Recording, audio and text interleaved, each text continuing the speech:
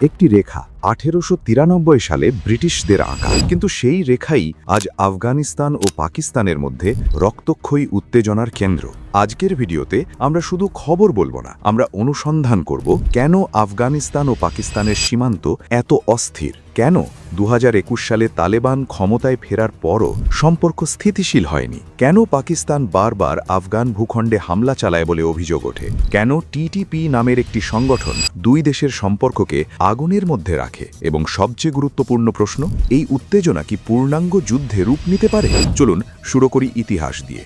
আফগানিস্তান ও পাকিস্তানের সীমান্তকে ঘিরে যে উত্তেজনা আজ আন্তর্জাতিক রাজনীতির আলোচ্য বিষয়, তার ইতিহাস কেবল কয়েক বছরের নয়, বরং এক শতাব্দীরও বেশি পুরনো।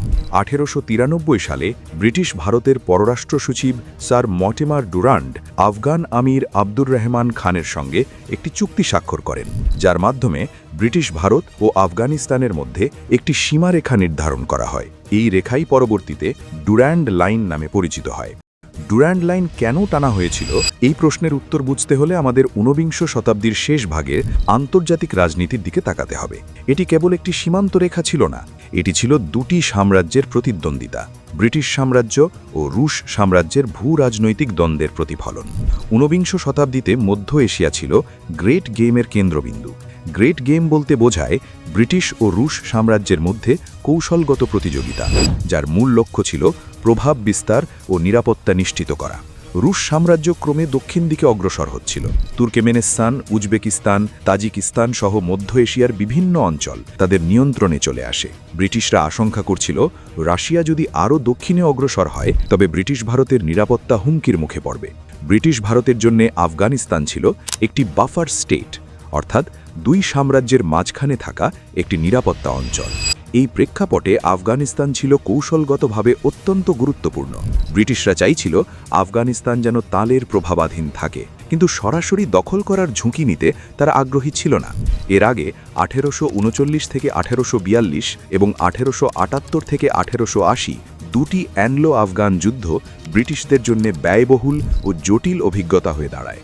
দ্বিতীয় অ্যাংলো আফগান যুদ্ধের পর 1880 সালে আমির আব্দুর রহমান খান ক্ষমতায় আসেন। তিনি আফগানিস্তানের অভ্যন্তরীণ ঐক্য ও কেন্দ্রীকরণে মনোযোগ দেন এবং ব্রিটিশদের সঙ্গে এক ধরনের বাস্তববাদী সমঝোতায় পৌঁছান।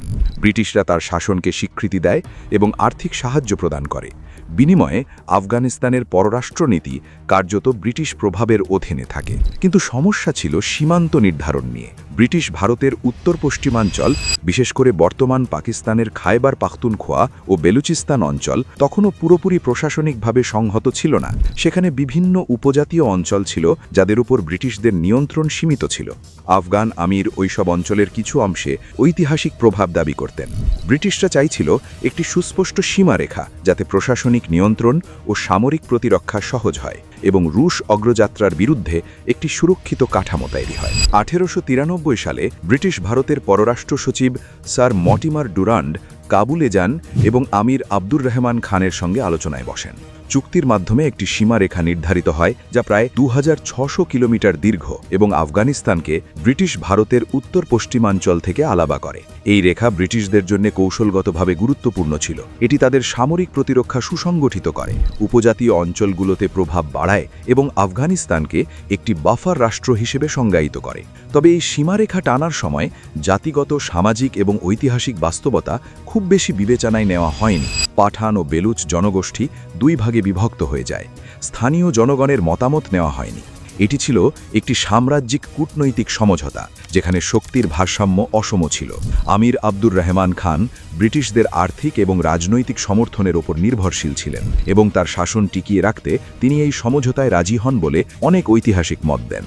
সংক্ষেপে বলা যায়, ডুরান্ড লাইন টানা হয়েছিল তিনটি প্রধান কারণে। প্রথমত, রুশ সাম্রাজ্যের অগ্রযাত্রা ঠেকাতে ব্রিটিশ ভারতের নিরাপত্তা নিশ্চিত করা। দ্বিতীয়ত, আফগানিস্তানকে একটি বাফার রাষ্ট্র হিসেবে সংজ্ঞায়িত ও সীমাবদ্ধ রাখা। তৃতীয়ত, ব্রিটিশ ভারতের উত্তর পশ্চিম সীমান্তে প্রশাসনিক ও সামরিক নিয়ন্ত্রণ সুসংগঠিত করা। এই সিদ্ধান্ত তাৎক্ষণিকভাবে ব্রিটিশ কৌশলগত স্বার্থ রক্ষা করলেও দীর্ঘমেয়াদে এটি একটি অমীমাংসিত সীমান্ত বিরোধের ভিত্তি তৈরি করে। কারণ আফগানিস্তানের অনেক রাজনৈতিক নেতা পরবর্তীতে দাবি করেন এই চুক্তি ছিল সাম্রাজ্যিক চাপের ফল এবং এটি স্থায়ী আন্তর্জাতিক সীমান্ত হিসেবে গৃহীত হয়নি। 1947 সালে পাকিস্তান রাষ্ট্র গঠনের পর সেই একই রেখা নতুন এক রাষ্ট্রের আন্তর্জাতিক সীমান্তে পরিণত হয়, কিন্তু আফগানিস্তানের আপত্তি থেকে যায়। কারণ এই সীমারেখা টানার সময় স্থানীয় জাতিগত বাস্তবতা, বিশেষ করে পাঠান জনগোষ্ঠীর ঐতিহাসিক ও সাংস্কৃতিক সংযোগ কার্যত উপেক্ষিত হয়। ফলস্বরূপ লক্ষ লক্ষ পাঠান দুই রাষ্ট্রে বিভক্ত হয়ে পড়ে, এক অংশ বর্তমান পাকিস্তানে, অন্য অংশ আফগানিস্তানে। অর্থাৎ দুরাইন লাইনের এদিকে পড়েছে পাকিস্তানের খাইবার পাখতুনখোয়া ও বেলুচিস্তান প্রদেশ, আর অন্য পাশে রয়েছে আফগানিস্তানের হেলমান্দ, কান্দাহার সহ বিভিন্ন অঞ্চল। আফগানিস্তানে পাঠানরা মোট জনগোষ্ঠীর প্রায় 42%। অন্যদিকে পাকিস্তানে বসবাসকারী পাঠানদের সংখ্যা মোট জনগোষ্ঠীর 15 থেকে 20%। তবে খাইবার পাখতুনখোয়া প্রদেশের প্রায় 70 থেকে 80% জনগণ পাঠান। এই দুই পাশের পাঠান জনগোষ্ঠী নিয়ে একটি নতুন দেশ তৈরি করতে চায়, যার নাম পাঠানিস্তান। পাঠানিস্তান দাবি মূলত কিছু আফগান নেতা, পাঠান জাতিগত নেতৃবৃন্দ এবং সীমান্তবর্তী রাজনৈতিক আন্দোলনকারীদের পক্ষ থেকে উঠে এসেছে। অর্থাৎ ডুরাইন লাইনের দুই পাশে দুই দেশে একই জাতিগোষ্ঠী অর্থাৎ পাঠানদের বসবাস, আর এটি থেকেই সমস্যার সূত্রপাত। 1947 সালে পাকিস্তান রাষ্ট্র প্রতিষ্ঠিত হওয়ার পর এই সীমান্ত প্রশ্ন নতুন মাত্রা পায়। পাকিস্তান ডুরান্ড লাইনকে তার আন্তর্জাতিকভাবে স্বীকৃত সীমান্ত হিসেবে গ্রহণ করে, কিন্তু আফগানিস্তান কখনো আনুষ্ঠানিকভাবে একে স্থায়ী সীমান্ত হিসেবে মেনে নেয়নি। জাতিসংঘে পাকিস্তানের সদস্যপদ প্রশ্নে আফগানিস্তান প্রথম দিকে আপত্তি তোলে। এটি ছিল সীমান্ত বিরোধেরই বহিঃপ্রকাশ। 1950 ও 1960-এর দশকে পাঠানিস্তান ইস্যু দুই দেশের সম্পর্কে তীব্র উত্তেজনা সৃষ্টি করে। আফগানিস্তানের কিছু রাজনৈতিক মহল পাঠানদের আত্মনিয়ন্ত্রণের দাবি তোলে, যা পাকিস্তান তার আঞ্চলিক অখণ্ডতার বিরুদ্ধে হুমকি হিসাবে বিবেচনা করে। ফলে সীমান্ত প্রশ্ন কেবল ভূখণ্ডগত বিতর্কে সীমাবদ্ধ থাকেনি, এটি হয়ে ওঠে পরিচয়, জাতীয়তাবাদ ও সার্বভৌমত্বের প্রশ্ন। 1979 সালে সোভিয়েত ইউনিয়নের আফগানিস্তান আক্রমণ পরিস্থিতিকে সম্পূর্ণ বদলে দেয়। পাকিস্তান তখন যুক্তরাষ্ট্রের ঘনিষ্ঠ মিত্রে পরিণত হয় এবং সিআইএ এবং পাকিস্তানের আইএসআই যৌথভাবে আফগান মুজাহিদিনদের সমর্থন দেয়। সীমান্ত অঞ্চল হয়ে ওঠে সশস্ত্র যোদ্ধাদের চলাচলের করিডোর। লাখ লাখ আফগান শরণার্থী পাকিস্তানে আশ্রয় নেয়, যাদের একটি বড় অংশ আজও পাকিস্তানে বসবাস করছে। এই সময়েই সীমান্ত অঞ্চল অস্ত্র, জঙ্গি প্রশিক্ষণ ও চোরাচালানের জন্য ব্যবহৃত হতে থাকে, যা ভবিষ্যতের অস্থিতিশীলতার ভিত্তি তৈরি করে। এরপর 1990-এর দশকে তালেবানের উত্থান ঘটে। পাকিস্তান ছিল 3টি দেশের একটি যারা প্রথম তালেবান সরকারকে স্বীকৃতি দেয়। পাকিস্তানের কৌশলগত চিন্তায় আফগানিস্তান ছিল স্ট্র্যাটেজিক ডেপথ বা কৌশলগত গভীরতা অংশ, বিশেষত ভারতের সঙ্গে উত্তেজনাপূর্ণ সম্পর্কের প্রেক্ষাপটে। কিন্তু আমেরিকাতে 2001 সালের 11ই সেপ্টেম্বরের হামলার পর বিশ্ব রাজনীতি আবারও পাল্টে যায়। যুক্তরাষ্ট্র আফগানিস্তানে সামরিক অভিযান শুরু করে এবং পাকিস্তান পুনরায় যুক্তরাষ্ট্রের মিত্রে পরিণত হয়। একই সময়ে অভিযোগ ওঠে তালেবানের শীর্ষ নেতৃত্ব সীমান্তবর্তী অঞ্চলে আশ্রয় পাচ্ছে। পাকিস্তান এই অভিযোগ অস্বীকার করলেও সন্দেহ ও অবিশ্বাসের বীজ আরও গভীর হয়। এরই মধ্যে 2007 সালে গঠিত হয় তেহরিক-ই-তালেবান পাকিস্তান বা টিটিপি। এই সংগঠন পাকিস্তান রাষ্ট্রের বিরুদ্ধে সশস্ত্র সংগ্রাম শুরু করে এবং একাধিক বড় হামলা চালায়। পাকিস্তান দীর্ঘদিন ধরে অভিযোগ করে আসছে যে টিটিপি আফগান ভূখণ্ড ব্যবহার করে হামলা পরিচালনা করে এবং সেখানে আশ্রয় পায়। ইতিহাসের ধারাবাহিকতায় 2021 সালে তালেবান আফগানিস্তানে ক্ষমতায় ফেরার পর পাকিস্তান আশা করেছিল সম্পর্ক উন্নত হবে এবং টিটিপি প্রশ্নে সহযোগিতা পাওয়া যাবে, কিন্তু বাস্তবতা ভিন্ন হয়। পাকিস্তানের বিভিন্ন নিরাপত্তা প্রতিবেদন অনুযায়ী 2022 ও 2023 সালে টিটিপি সংক্রান্ত হামলা উল্লেখযোগ্যভাবে বৃদ্ধি পায়।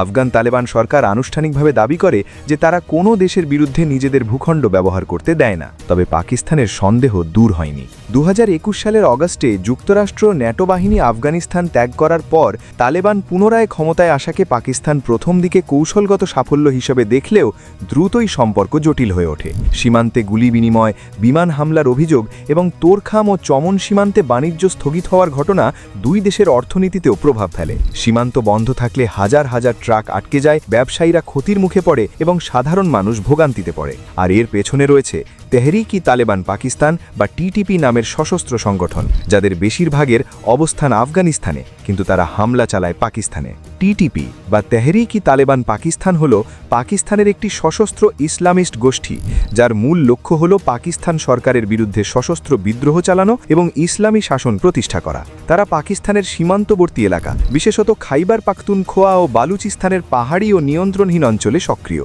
তারা চায় দেশের প্রশাসন, আদালত ও স্কুলগুলোতে শারিয়া আইন প্রয়োগ নিশ্চিত করা এবং সরকারকে তাদের নিয়ন্ত্রণে আনার জন্য চাপ সৃষ্টি করা।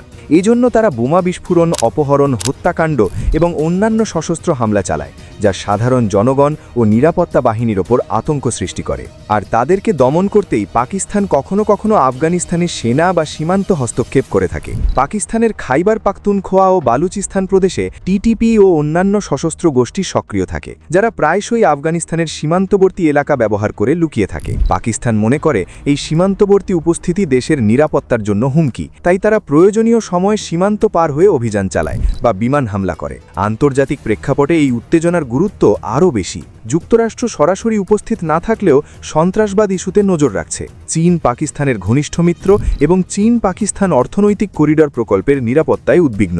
ইরান সীমান্ত নিরাপত্তা ও আঞ্চলিক ভারসাম্যের দিকে নজর রাখে। ভারত ঐতিহাসিকভাবে আফগানিস্তানে উন্নয়নমূলক প্রকল্পে যুক্ত ছিল, যা পাকিস্তানের কৌশলগত দৃষ্টিতে সংবেদনশীল বিষয়। ফলে আফগানিস্তান পাকিস্তান সীমান্ত উত্তেজনা বৃহত্তর আঞ্চলিক শক্তির ভারসাম্যের সঙ্গেও যুক্ত। ভবিষ্যতের সম্ভাব্য দৃশ্যপট কয়েকটি হতে পারে। প্রথমত, বর্তমানের মতোই নিয়ন্ত্রিত উত্তেজনা অব্যাহত থাকতে পারে, মাঝে মাঝে সংঘর্ষ, কিন্তু পূর্ণাঙ্গ যুদ্ধ নয়। দ্বিতীয়ত, কোনো বড় হামলা বা ভুল বোঝাবুঝি পরিস্থিতিকে দ্রুত সামরিক সংঘাতে রূপ দিতে পারে। তৃতীয়ত, টিটিপি ইস্যুতে কার্যকর সমঝোতা এবং সীমান্ত ব্যবস্থাপনায় যৌথ প্রক্রিয়া চালু হলে উত্তেজনা কমতে পারে। তবে এর জন্য প্রয়োজন রাজনৈতিক সদিচ্ছা, পারস্পরিক আস্থা এবং আঞ্চলিক দূতাবাসীর সহযোগিতা। সবশেষে বলা যায়, ডুরান্ড লাইন কেবল একটি সীমারেখা নয়, এটি ইতিহাসের উত্তরাধিকার, ঔপনিবেশিক সিদ্ধান্তের প্রতিফলন এবং আধুনিক ভূরাজনীতির জটিলতার প্রতীক। যতদিন পর্যন্ত সীমান্ত প্রশ্ন, জঙ্গিবাদ ও পারস্পরিক অবিশ্বাসের মূল কারণগুলো সমাধান না হবে, ততদিন এই উত্তেজনা বারবার ফিরে আসবে। আফগানিস্তান ও পাকিস্তানের জন্য চ্যালেঞ্জ হলো, তারা কি অতীতের বোঝা পেরিয়ে একটি স্থিতিশীল ভবিষ্যৎ গড়তে পারবে, নাকি এই সীমান্তই দক্ষিণ এশিয়ার দীর্ঘস্থায়ী অস্থিরতার প্রতীক হয়ে থাকবে।